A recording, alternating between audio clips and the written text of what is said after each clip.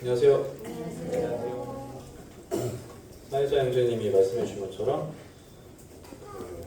침례 받은 이유에 대해서 많이 중요한 것 같습니다. 제가 자주 인용하는 그 인디안 속담이 있죠. 한 아이를 키우려면 온 마을이 필요하다, 뭐 이런 속담이 있는데 교회에서도 동일한 것 같습니다. 성도가 자라나려면 온 교회가 필요하다. 그래서 항상 관심 가져주시고 또 기도해 주시고 또 때때로 교훈해 주시는 정말 중요한 것 같다는 생각을 늘 하고요. 지난주 이제 침례식이 있어서 오늘은 좀 침례에 대한 메시지를 같이 나누고 싶었습니다. 오늘 본문 신약성경 갈라디아서 3장입니다.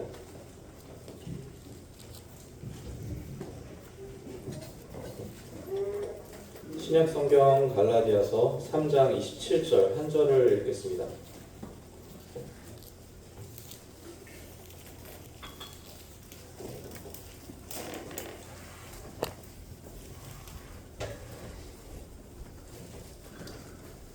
찾으셨으면 한 목소리로 같이 읽어주시면 감사하겠습니다. 신약성경 갈라디아서 3장 27절 시작.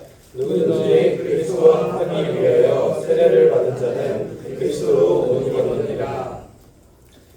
침례에 대해서 설명하는 많은 말씀들이 있지만 이 갈라디아 3장 27절은 한 절로 침례의 의미를 정말 간단하게도 또 명확하게 설명해주는 보석 같은 말씀인 것 같습니다. 우리 이 본문을 함께 나누기 전에 사실은 두 가지에 대한 이해가 먼저 좀 필요합니다. 하나는 단어에 대한 이해이고 또 하나는 역사적 배경에 대한 이해가 좀 필요할 것 같습니다.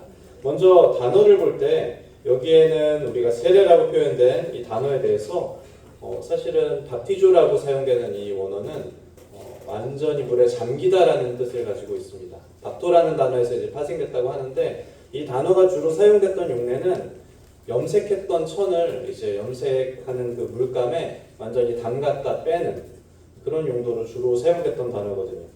근데 사실은 이것이 번역상의 오류로 인해서 세례로 번역이 되게 되죠. 그래서 우리가 이제 물에 담그는, 물에 완전히 잠기는 침수 침례를 우리는 이제 우리의 어떤 모임의 정체성으로 하고 그렇게 행하고 있는데 다른 사람이 볼 때는 굉장히 이상해 보이는 또 침례의 교도들이나 하는 마치 그런 특별한 그런 행위로 이제 전락해 버린 것이죠. 근데 사실은 원어도 그렇고 다른 대부분의 영어 성경들이나 킹제임스 성경에도 그렇고 이 밥티조라는 단어에서 나온 침례를 원어로 하고 있는 것이 이제 분명한 사실입니다. 사실은 뭐 형태가 중요하지 않다 이렇게 말씀하실 수도 있어요. 근데 침례가 어떤 구원을 결정하는 이런 의식도 아니긴 하지만 그럼에도 불구하고 완전히 물에 담갔다가 또 나오는 이 침례만이 가지는 특별한 의미가 있습니다. 뒤쪽에 이제 후수를 하겠지만 분명히 거룩한 상징성이 있다는 거예요. 침례에 대해서. 그래서 이 세례라고 표현되어 있는 누구든지 그리스도 합하기 위하여 세례를 받은 자는 할 때 이 세례라는 단어를 우리가 이해할 때는 침례로서 이해하는 것이 보다 정확하다는 거예요. 실제로 많은 대부분의 성경들도 주석으로서 침례를 병기하기도 하는 것이죠. 또 함께 이해해야 될 두 번째 배경은 역사적 배경이에요. 오늘날 이제 가볍게 이렇게 복음을 가볍게 전하다 보니까 침례와 어떤 믿음이 혹은 신앙이 구분되어져서 그렇게 이제 좀 안타까운 현상들이 발생을 하죠. 침례를 받았지만 성도로서의 삶을 멀리한다든지 아니면 성도로 살고 싶지만 침례를 받지 않는다든지 이렇게 뭔가 좀 애매모호한 이런 구분들이 발생되어지는데 사실은 이 말씀이 쓰여질 때 당시에 침례는 그렇게 가벼운 예식이 아니었던 것이 분명합니다. 왜냐하면 초대교회 시대에 성도가 침례를 받게 된다는 것은 어마어마한 책임을 담보로 하고 있었어요. 그들이 침례를 받는다는 것은 그 핍박을 의미하는 것이고 사실은 순교로의 초대장이에요. 그럼에도 불구하고 초대교회 성도들은 구원을 받게 되면 언제나 침례로서 자신의 믿음을 증명해냈습니다. 그들에게 있어서 침례와 믿음은 분리될 수가 없는 하나의 순종이라는 거예요. 연속적인 순종이고 또 하나의 신앙 고백이라는 것입니다. 조금 다르죠. 물론 우리가 그렇게 이해하고 있을 수 있겠지만 실제적으로 오늘날 많이 거행되어지는 침례와는 더 보다 무겁고 보다 깊은 그런 의미가 이 당시에 이 갈라디아서 3장이 쓰여질 때 이 단어적 배경은 그렇다는 거예요. 이제 이 의미와 배경을 가지고 3장 27절을 다시 보시면 누구든지 그리스도와 합하기 위하여 세례를 받은 자는 그리스도를 옷 입었느니라. 그러니까 세례를 받은 자라는 말에 대해서 조금 더 내밀하고 조금 더 깊이 담겨져 있는 의미는 뭐냐면 복음에 참여하기 위해서 침례로 순종한 사람들을 의미합니다. 단지 세례를 받은 자, 물을 끼얹은 받은 자 이런 사람들을 의미하는 것이 아니라 정말로 복음에 참여하기 위해서 순교를 무릅쓰고 침례로서 순종한 사람들을 본문에서 세례받은 자라고 표현하는 것입니다. 이제 이 본문에 세례라는 단어, 침례라는 단어를 가운데 두고 이 말씀은 전반부와 후반부가 나누어집니다. 전반부는 세례받은 자에 대해서 이렇게 말합니다. 누구든지 그리스도와 합하기 위하여 세례받은 자. 세례를 받는, 침례에 참여하는, 복음에 순종하는 목적에 대해서 말하는 거예요. 침례에 왜 순종했느냐, 왜 세례를 받았느냐 물어볼 때 그리스도와 합하기 위해서라는 것입니다. 그리고 후반부, 세례를 받은 자의 결과에 대해서 말합니다. 세례 받은 자는, 침례 받은 자는 그리스도를 옷 입었다라는 거예요. 갈라디아서 3장 27절 말씀은 이렇게 세례라는 단어를 가운데에 두고 전반부와 후반부로 나누어지고 앞부분은 복음에 참여하는 목적, 그리고 뒤쪽은 그 이후의 결과에 대해서 이제 설명을 하는 것이죠. 먼저 그래서 이 3장 27절 본문을 두면서 우리가 침례에 순종하는 것, 복음에 참여하는 이 목적에 대해서 좀 함께 나누어 보겠습니다. 성경에서 분명히 기록하는 것처럼 신자들이, 믿는 사람들이 이 침례에 참여하는 목적은 단호하게 말하기를 그리스도와 합하기 위하여라고 말합니다. 우리가 지난주에 침례식을 했잖아요, 그죠? 그 예식의 목적이 무엇입니까? 누군가 물어본다면 이렇게 대답을 할 수가 있겠죠. 그리스도와 합하기 위하여. 성도님들께서도 이 자리에 있는 목적이 계실 것입니다. 우리가 성도로서 남사교회 지체로서 부르심을 받고 이 자리에 함께 계시죠. 왜 성도로서의 삶을 우리가 선택했고 왜 이곳에 부르심을 받았느냐라고 물어봤을 때 단호하죠. 그리스도와 합하기 위해서라는 거예요. 누군가 물어보면은 정말 단호하게 대답할 수 있는 근거가 여기 있습니다. 갈라디아 3장 27절. 다른 목적과 다른 근거들이 여러 개 있을 수 있습니다. 그렇지만 그런 것들은 성경적이지 않을 수도 있습니다. 어떤 사람들은 복받기 위해서, 어떤 사람들은 잘 되기 위해서, 어떤 사람들은 교제를 위해서, 마음의 평안을 위해서, 그런 세속적인 가치들은 그리스도가 이 땅에 내려오셔서 십자가에 달려 돌아가셨던 목적이 될 수 없다는 거예요. 하나님께서 하나뿐인 자신의 독생자를 이 땅에 내려보내셔 희생시키셨던 그 목적이 될 수가 없다는 것입니다. 오직 유일한 목적과 근거가 있다면 그게 이거랍니다. 그리스도와 합하기 위해. 예수님을 주님으로 시인하고 침례에 순종하는 성도들의 궁극적인 목적이 무엇이냐? 그리스도와 연합입니다. 그리스도와 합하기 위해. 제가 언젠가 구원받았을 때 간증을 드린 적이 있을 것 같습니다. 저는 본래 두려움으로 구원받았었거든요. 세상이 멸망할지도 모른다, 혹은 나만 지옥에 갈지도 모른다는 그런 두려움을 가지고 이제 진지해졌고 그것으로 이제 구원을 받았었는데, 그래서 사후에 그런 두려움들을 해결하기 위해서 주님께 나왔어요. 그래서 이제 구원받고 하나님의 말씀을 믿었습니다. 그런데 살아가다 보니까 주님에 대해서 알고 말씀을 읽을수록 우리가 그 수준에 머물러 있을 수는 없잖아요. 단지 천국 가는 티켓 그 수준에 머물러 있을 수는 없잖아요.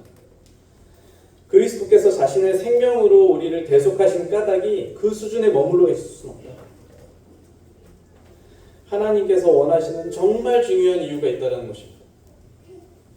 하나님이 복음을 통해서 우리에게 원하시는 것, 하나님이 성도로서 우리에게 원하시는 것, 침례의 순종을 통해 우리에게 원하시는 것, 그게 연합이라고 본문에서 분명히 말합니다. 우리는 그리스도와 연합을 위해서 부르심을 받았고 그리스도의 연합을 위해서 침례에 순종했다는 것입니다. 이제 연합이라는 단어를 볼 때, 합한다라는 단어를 볼 때 사실은 세상에서 이 단어를 이렇게 설명합니다. 어떤 다른 조직이나 다른 사람들이 하나로 합쳐서, 그죠? 그리고 하나의 공동체를 이루는 것을 연합이라고 하잖아요. 그런데 그리스도와 우리 사이에 이 연합이란 단어만큼 어울리지 않는 단어가 어디 있습니까? 사람들은 비슷한 수준에서 연합하기를 원하고 또 무슨 조직이든 무슨 사람이든 마찬가지예요. 그런데 그리스도와 창조주와 피조물 사이에 정말 어울리지 않는 단어가 있는데 그게 연합이라는 거예요.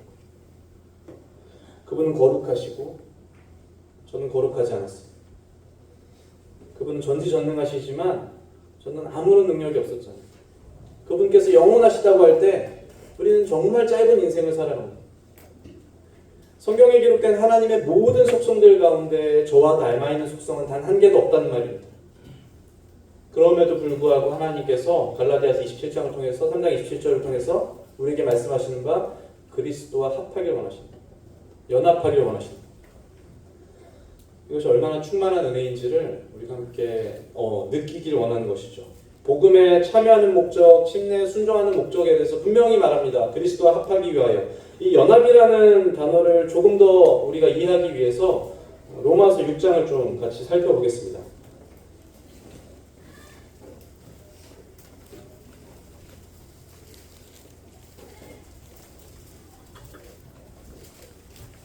신약성경 로마서 6장 3절부터 몇 구절을 읽을 텐데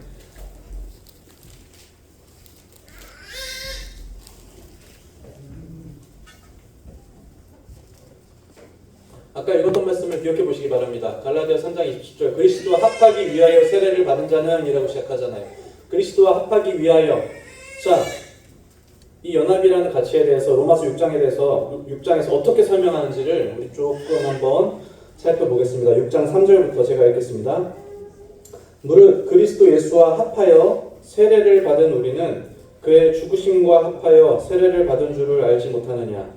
그러므로 우리가 그의 죽으심과 합하여 세례를 받음으로 그와 함께 장사되었나니 이는 아버지의 영광으로 말미암아 그리스도를 죽은 자 가운데서 살리심과 같이 우리로 또한 새 생명 가운데서 행하게 하려 함이라.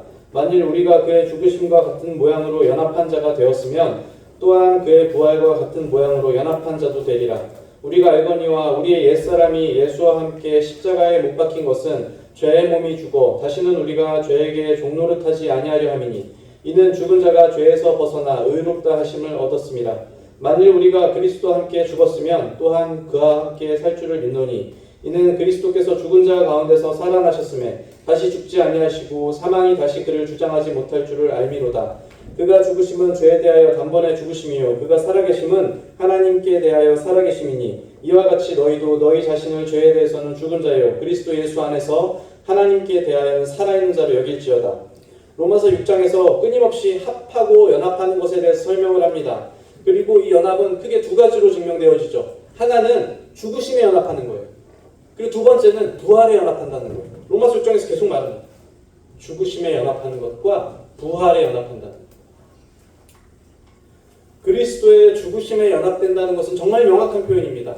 무슨 말이냐면 십자가에서 그리스도께서 우리를 대신하여 죽으실 때 단지 대신하여 죽으신 것이 아니라 그가 죽으심에 우리의 옛사람의 죽음이 완전히 연합되었다라는 거예요. 단지 나의 죄를 대신해서 예수님께서 십자가에 달려 돌아가시고 난 그 십자가에 아무런 영향이 없는 아무런 관련이 없는 이런 사람이 아니라 정말로 그 십자가에 그분께서 못 박히실 때 나의 옛사람이 그 십자가에 함께 달려 못 박힐 수 있도록 우리를 연합으로 초대하셨다는 것입니다. 성도가 그리스도의 죽음에 연합되었다라는 거예요. 나의 옛사람이 정말 그때 그 십자가에서 죽지 않았더라면 그리스도께서 그 십자가에 달릴 이유가 전혀 없었어요. 그리스도께서 십자가에 달려 죽으신 것은 우리의 옛사람을 그곳에 못 박기 위함이라. 6절 7절 보십시오. 우리가 알거니와 우리의 옛사람이 예수와 함께 십자가에 못 박힌 것은 단호하게 말하잖아요. 우리가 알거니와 우리의 옛사람이 예수와 함께 십자가에 못 박힌 것은 이건 어떤 비유도 아니고 상징적인 표현도 아닙니다. 이것은 우리의 옛사람이 정말 그곳에서 못 박혔다는 실체적인 증언이. 계속 읽겠습니다. 죄의 몸이 죽어서 다시는 우리가 죄에게 종노릇하지 아니하려 함이니. 7절입니다. 이는 죽은 자가 죄에서 벗어나 의롭다 하심을 얻었습니다. 그분의 죽음에 우리가 연합하게 될 때라야 우리의 옛사람이 거기서 함께 못 박힐 때라야 그때 비로소 우리를 정죄하게 된 모든 것으로부터 우리가 자유하게 된다. 말씀에서 분명히 그렇게 얘기합니다. 죽은 자가 죄에서 벗어나서 의롭다 하시고 세상의 어떤 것도 우리나라의 법도 그렇고 존재하는 모든 법이 그럴 것입니다. 어떤 것도 어떤 구속도 죽은 자를 대상으로 하는 구속은 없습니다. 죽게 되면 모든 의무와 책임과 죄가 더 이상 그를 정죄할 수가 없는 것이죠. 성경에서 분명히 말하는 옛사람이 죽었다. 오늘날 많은 사람들이 힘든 현실 가운데서 선택하는 방법이 있습니다. 스스로 죽음을 택하는 거예요. 그러면 자유롭다고 착각합니다. 정말 OECD 국가 중에서 자살률 1위, 2위를 막 다투면서 우리나라 사람들이 저마다 힘든 상황 가운데서 스스로 선택하는 방법이 죽음이라는 거예요. 그리고 그 죽음으로 내가 자유롭게 된다고 착각을 하는데 사실은 사탄의 속삭임이죠. 거짓말입니다. 내가 자의적으로 사망의 권세에서 자유롭게 될 수 있는 방법은 어디도 없어요. 스스로 죽음을 택한다고 해서 우리가 사망의 권세에서 죄의 정죄로부터 자유롭게 됩니까? 절대 그럴 수가 없다는 것입니다. 내가 이 사망의 권세에서 어떤 죄의 이 속박에서 죽음을 선포할 수 있는 능력은 저 스스로에게는 단 하나도 존재하지 않는다는 거예요. 나의 의지와 능력으로 그것이 가능한 일이 애초에 아니라는 거예요. 그런데 오직 하나, 그리스도 예수께서 죽으시고 그 죽음에 연합할 때는 가능하다.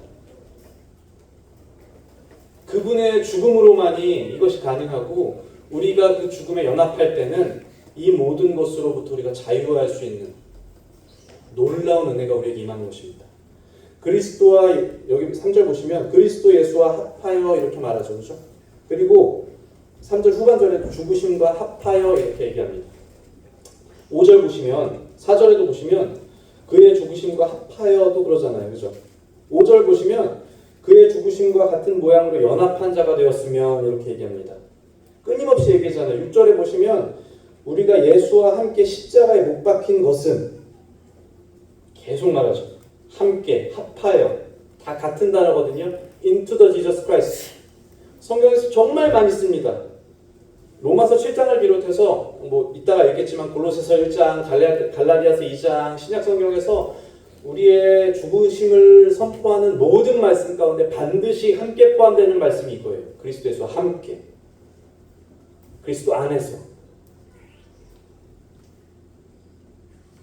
신약 성경에서 그리스도와 함께, 그리스도 안에서 이런 표현이 160번이 넘게 기록되거든요.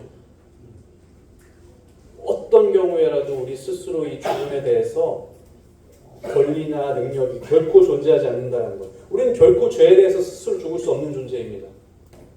우리가 무슨 일을 하더라도, 우리가 어떤 일을 하더라도 이 죄에 대해서 결코 스스로 죽을 수 없는 존재라는 것. 오직 그리스도 예수 안에서만 그것이 분명히 가능하다는 것을 반복적인 단어로 설명해 주시는 거예요. 갈라디아서 2장 20절을 아까 인용해 드렸습니다만 이렇게 말하잖아요. 내가 그리스도와 함께 십자가에 못 박혔나니. 똑같이 설명하죠. 십자가에 못 박혔나니인데 단서가 있습니다. 그리스도와 함께예요. 그리스도께서 먼저 돌아가셨다는 거예요.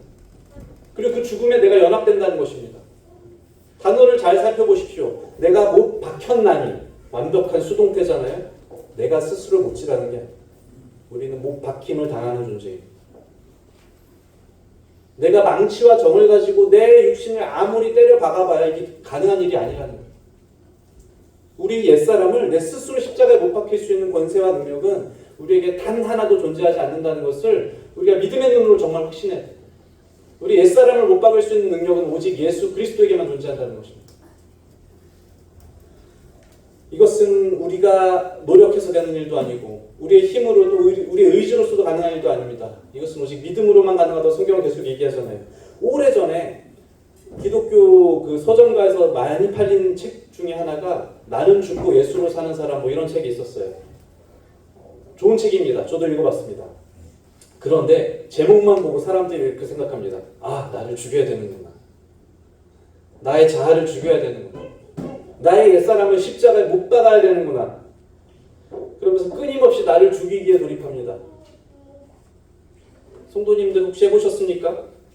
나의 옛사람이 죽여지십니까? 죽여지던가요?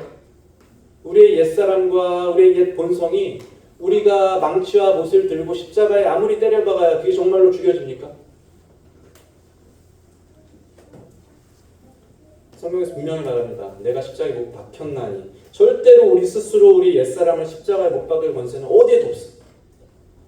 단 하나, 그리스도 예수의 죽음에 우리가 동참하는 방법 외에는 단언컨대 없다고 성경은 말합니다. 여기에 연합하는 것 말고는 없어요. 십자가의 죽음에 연합하는 것. 그리스도 안에, 그리스도와 함께 내가 죽었음을 인정하고 믿는 것입니다.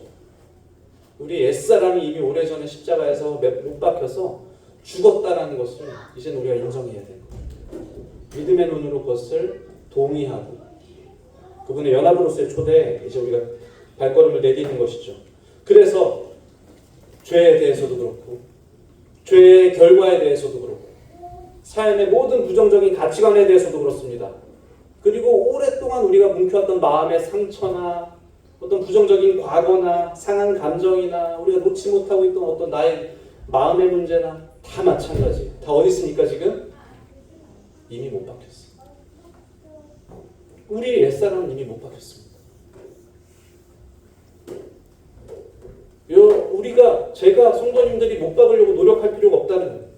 이미 오래전 그리스도께서 돌아가실 때 그 십자가 위에 우리의 모든 문제와 우리의 모든 상처와 우리의 모든 상한 감정이 그곳에 함께 못 박혔다라는 거예요.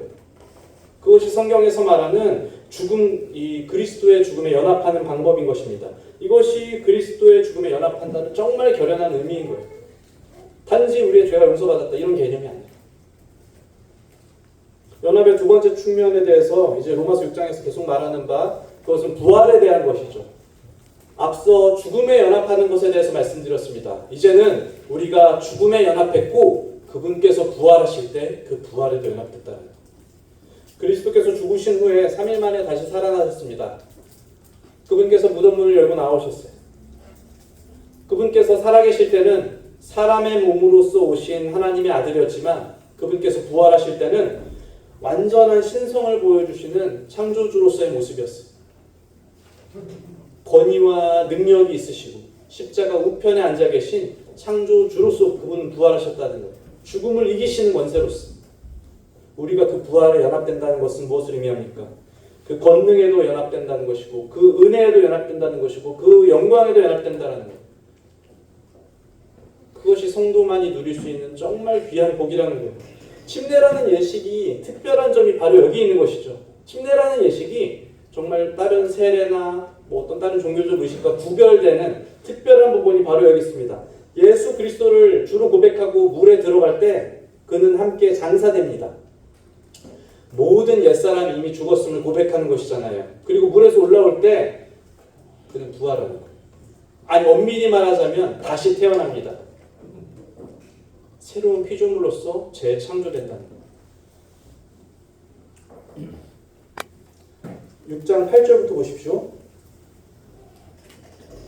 로마서 6장 8절입니다. 만일 우리가 그리스도와 함께 죽었으면 또한 그와 함께 살 줄을 믿노니.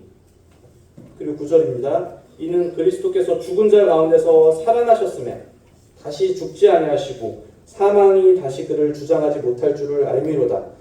그가 죽으심은 죄에 대하여 단번에 죽으심이요 그가 살아계심은 하나님께 대하여 살아계심이니. 이렇게 얘기합니다. 그래서 11절에 이와 같이 너희도 너희 자신을 죄에 대해서는 죽은 자요 그리스도 예수 안에 대해서 하나님께 대하여는 살아있는 자로 여기시오. 부활에 연합된 그리스도인은 이제 살아났다는 거예요. 근데 살아났는데 이전의 삶이 아닙니다. 이전에는 죄에 대해서 살아있었지만 이제는 우리는 하나님께 대하여 살아있는 자로 여기죠. 새로운 삶이, 새로운 창조입니다. 그래서 죄사함에 그치는 것이 아니라 정말로 새로운 삶을 살 수 있는 기회를, 능력을, 충만한 은혜를 모든 성도가 얻게 된다는 거예요. 그래서 그리스도의 죽음에 연합하지 않고는 부활이 있겠습니까? 아니요, 그럴 수 없어요. 죽음에 연합해서 우리의 옛사람이 십자가에 못 박히는 그 과정이 있어야 우리가 함께 부활에 연합되는 것이죠. 이것이 예수님께서 보여주신 단계입니다. 십자가 구속의 단계이기도 합니다. 먼저 죽고 그리고 부활하는 거예요. 찾지 않겠습니다. 고린도후서 5장 17절에 보면은 누구든지 그리스도 예수 안에 있으면 새로운 피조물이요, 그죠? 이전 것은 지나갔으니 보라. 어떻게 말합니까? 새 것이 되었다. 여기서도 동일하게 어떤 표현이 등장하냐면 누구든지 그리스도 안에 있으면 in Christ 그리스도와 연합한다는 거예요. 그리스도와 연합되어 있을 때 누구든지 새로운 피조물이라는 것입니다. 이전 것은 지나갔으니 보라 새 것이 되었다. 죽음에서 일어나서 우리는 새롭게 창조되었다는 것입니다. 오늘 우리가 거듭나서 함께 예배드리고 함께 찬양했습니다. 또 함께 기도하고 오늘 이 말씀을 교제할 수 있는 유일한 이유는 무엇이냐면 성도님들 한 분 한 분이 그리스도 예수 안에서 그분께서 죽으실 때 함께 죽으셨기 때문이고 그분께서 부활하실 때 함께 부활하셨기 때문에 가능한 일입니다. 우리가 모두 이 과정에 동참했다는 거예요. 연합했다는 것입니다. 이것이 갈라디아서 3장 27절에서 이야기하는 그리스도 예수와 합하기 위하여 세례를 받은 자는 할 때 그리스도와 예수와 합한 자는 그 본질적인 의미, 죽음에 연합하고 부활에 연합하는 것. 침례와 복음이 무엇을 위해서 있는가? 무엇을 위해서 침례와 복음에 순종하는가? 이것을 위해서 있습니다. 죽음에 연합하고 부활에 연합하기 위해서. 우리 잠깐 아까 제가 그 예배 시간에 읽었던 말씀인데 골로새서 2장 말씀을 좀 보겠습니다.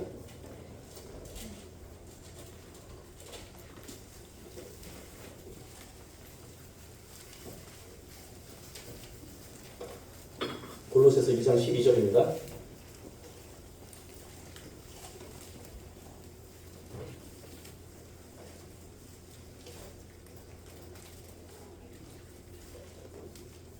골로새서 2장 12절 함께 읽어주시면 감사하겠습니다. 시작. 너희가 세례로 그리스도와 함께 장사되고 또 죽은 자들 가운데서 그를 일으키신 하나님의 역사를 믿음으로 말미암아 그 안에서 함께 일으키심을 받았느니라. 똑같이 얘기하잖아요, 그죠? 여기도 이 세례라는 단어에 대해서 침례로 읽어야 되는 것이 사실은 옳죠. 너희가 침례로 그리스도와 함께 장사되었다. 근데 장사되었다라고 할 때, 우리가 죽었다라고 할 때 반드시 뭐라고 표현합니까? 그리스도와 함께. 그리고 일어났다고 할 때도 그 안에서 함께. 성경의 많은 곳에서 또 이 침례에 대해서 이야기할 때 이 죽음과 부활의 이 상징성에 대해서 항상 이렇게 이야기합니다. 골로새서 2장에서도 침례를 설명할 때 우리가 지난주에 했던 이 예식을 설명할 때 반드시 죽음과 부활이 그 안에 담겨있는 깊은 의미라는 것을 설명하는 거예요. 그와 함께 죽고 그와 함께 살아나는 거예요. 그게 침례가 말하는 본질적인 의미입니다. 연합을 나타내는 것입니다. 우리 아까 본문으로 좀 돌아가겠습니다. 갈라디아서 3장 27절.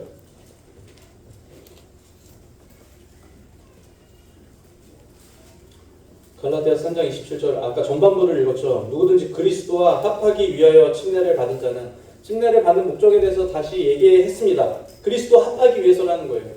그리고 이 연합은 우리가 방금 계속해서 강의한 것처럼 죽음과 부활에 연합하는 것을 의미합니다. 그러면 이제 이 침례를 받은 자의 결과에 대해서 우리가 또한 읽어봐야 합니다.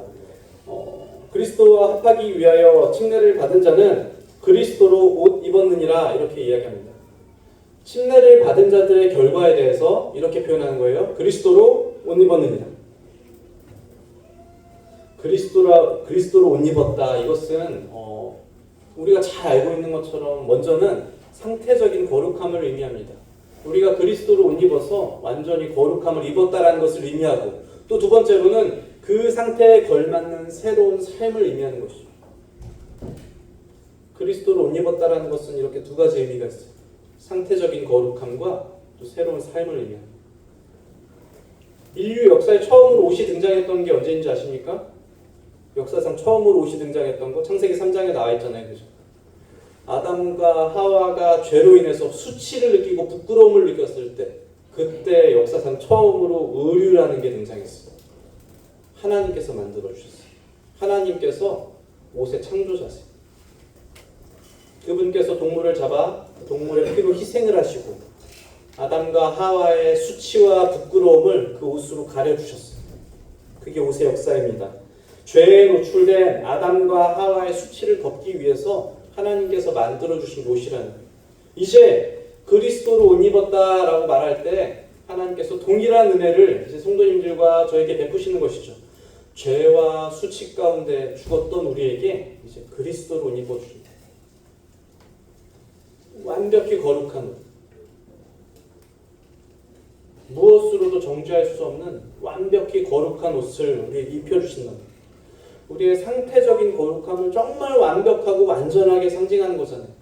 어떤 옷보다 가치 있고 어떤 옷으로도 비교할 수 없는 옷입니다.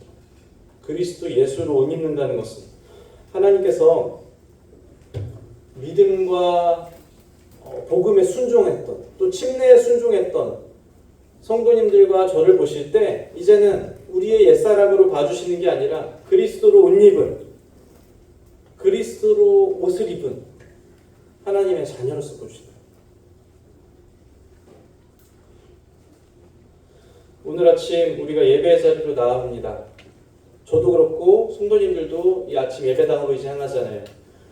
우리가 어떤 정결한 삶을 산다 할지라도 아무리 거룩한 삶을 위해서 노력한다 할지라도 하나님 보시기에 그것이 거룩함에 미치는 그 영향은 존재할 수가 없어요. 사람이 어떤 노력으로도 하나님의 기준과 하나님의 그 의를 감당할 수가 없다라는 것입니다. 어떤 성결한 삶도 하나님 앞에서는 절대적으로 부족해요. 그죠? 근데 우리가 그리스도로 옷 입었다고 할 때 우리는 모든 기준을 완전하게 충족하는 거예요. 비로소 이 예배당에 어울리는 자로서 함께 예배드리고 함께 찬양하는 거예요.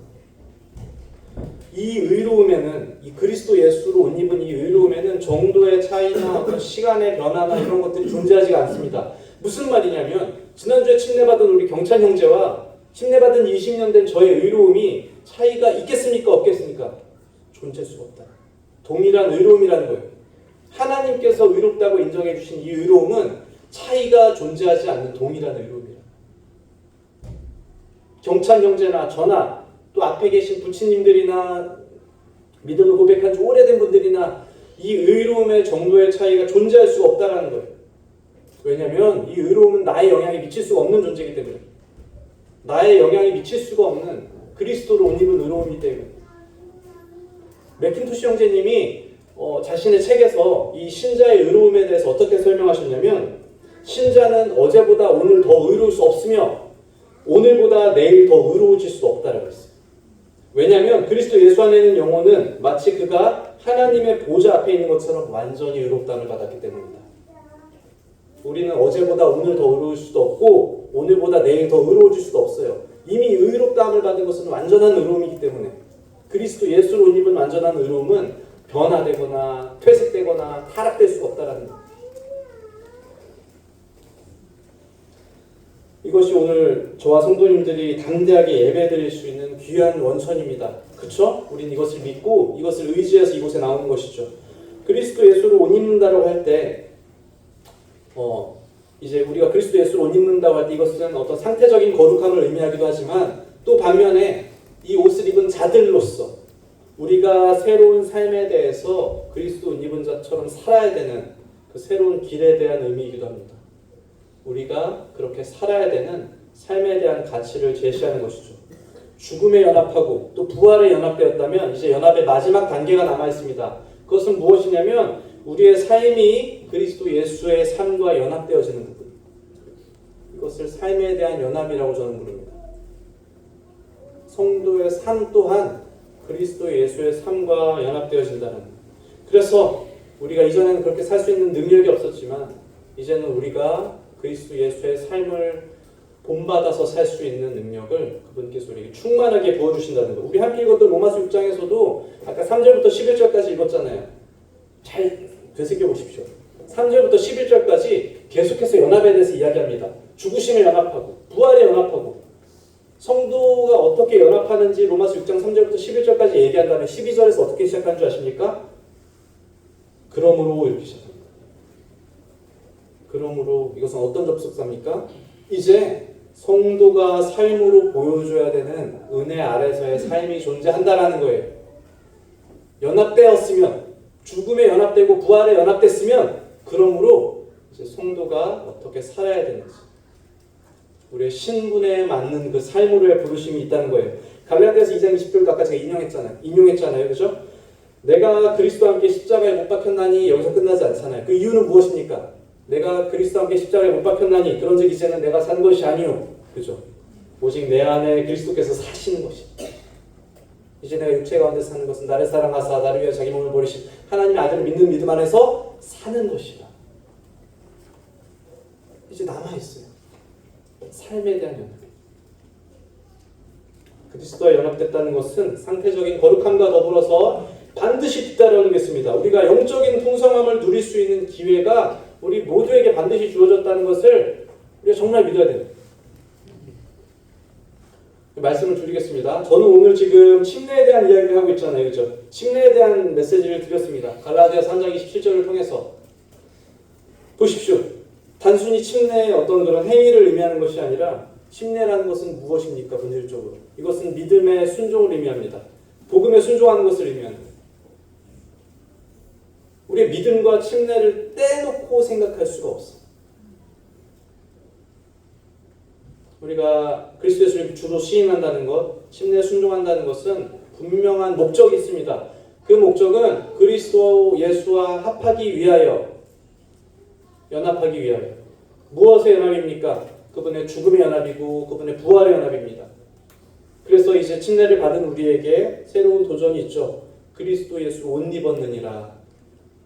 완벽히 거룩한 우리의 상태와 이제는 그 상태에 맞는 놀라운 삶을 살 수 있는 능력을 또한 말씀하시는 거예요.